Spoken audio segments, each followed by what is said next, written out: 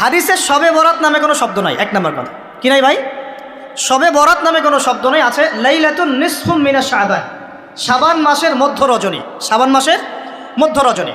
শাবান মাস কি? উত্তর, নবী সাল্লাল্লাহু আলাইহি ওয়াসাল্লাম রমজান মাসের পর যে মাসে রোজা রাখতে বেশি গুরুত্ব দিয়েছেন তার নাম শাবান। আমার সাথে বলেন, শাবান মাস কি? নবী সাল্লাল্লাহু আলাইহি ওয়াসাল্লাম রমজানের পরে যে মাসে রোজা রাখতে খুব বেশি গুরুত্ব দিয়েছেন তার নাম শাবান।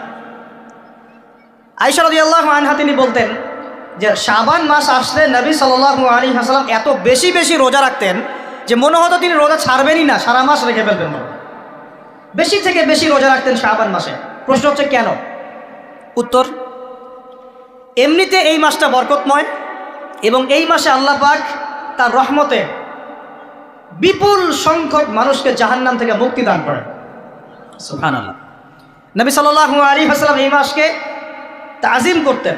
এই মাসের সম্মানার্থে, এই মাসে আল্লাহর রহমত বরকতের স্বার্থে নবী করিম সাল্লাল্লাহু আলাইহি ওয়াসাল্লাম এই মাসে বেশি বেশি রোজা রেখেছেন।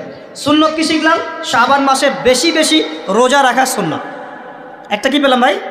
শাবান মাসে বেশি বেশি রোজা রাখা সুন্নত। আপনি যদি মুকিম হন, শরীর সুস্থ থাকে, মুসাফির না, আপনার সুস্থতা আছে, সব ঠিক আছে, আপনি চেষ্টা করবেন এই মাসে বেশি বেশি রোজা রাখার। পারা যাবে ইনশাআল্লাহ? এটা নবীর সুন্নত হবে।